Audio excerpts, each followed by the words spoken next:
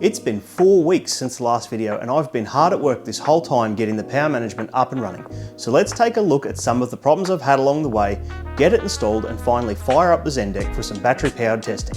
First of all, you're probably thinking that seems like an awfully long time, especially considering I already had it assembled in the last video. And you'd be right.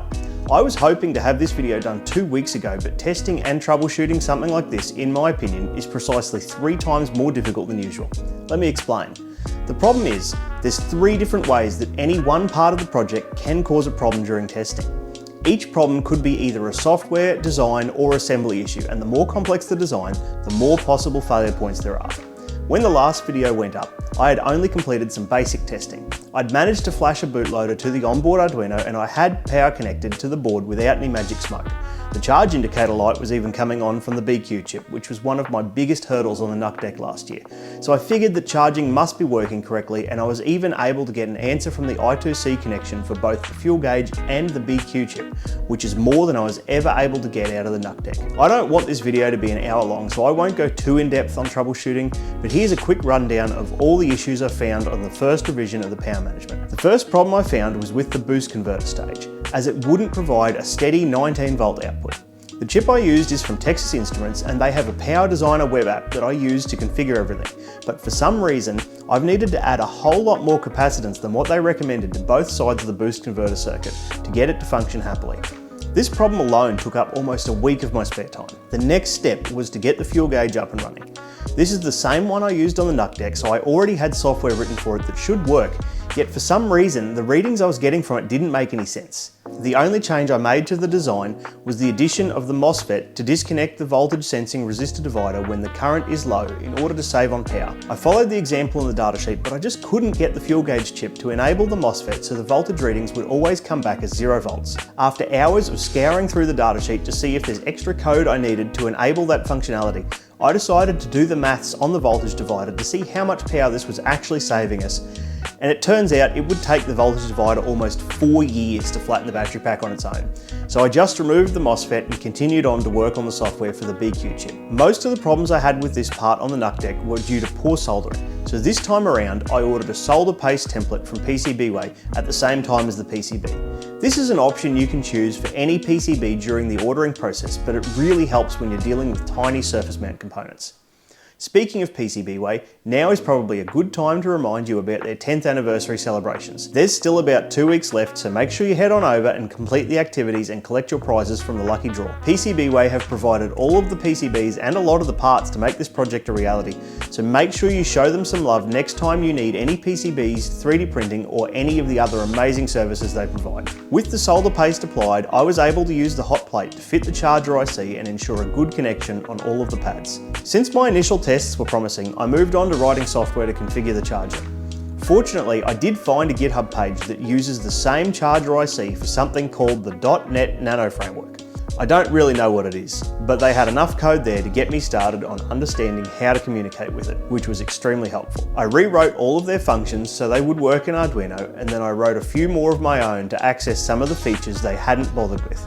In the coming days, I'm aiming to turn all of this into a library that I can put back up on GitHub to share and make this easier for anyone in the future. With the charger IC configured, I started testing and quickly discovered that it didn't seem to be doing what I was asking of it. I had the input and charge current all set for 3 amps, yet I couldn't even get 1 amp out of the charger. I wish I could say that I hadn't wasted over a week troubleshooting this, but I eventually worked out the problem. Back at the beginning of the NUC deck project last year, I swapped over from using Eagle to KiCad as the controller PCBs were too large for the free version of Eagle. Whilst copying over the design, it seems I've forgotten to copy the current and voltage setting resistors for the USB PD controller, meaning it's not actually requesting the correct voltage or current from the USB brick. This problem is also present on the NUC deck PCBs, so I'll have to fix that at some point in the near future. So I connected a regular power brick up to the secondary charger input through my watt meter, and just like magic, we were charging at the requested current. There's only one more step to complete now, and that is programming the power up and down cycle. One of my biggest complaints from the original NUC deck power management was that it would flatten its battery in a bit over a week, even with the system shut down, so I'm really trying to fix that issue this time around. My original plan was to sleep the Arduino when the system is shut down and then wake it with an interrupt from the power button,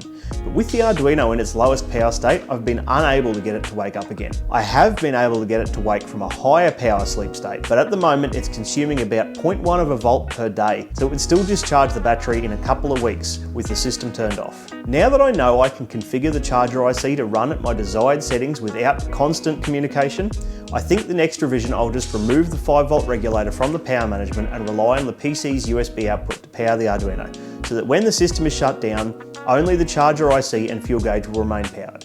This should make a large difference to how long the battery takes to discharge with the system shut down. There's only one other problem that I'll have to fix in the next revision. I was counting on just removing power from the enable pin of the boost circuit to cut power to the PC, but it turns out that even with the boost converter shut down, full battery voltage is still available at the output of the BMS. For now, I'll just put a plug on the output of the BMS so I can unplug the PC when it's not in use, but I will include a MOSFET in the next revision to fully disconnect the power from the PC. Now I can build a battery pack and give this thing a proper test. I designed the case to fit 4 21700 sized lithium cells. I've seen these available with up to a confirmed 6000 milliamps of capacity, although the brands that have those larger sizes seem to be a bit sketchy to me.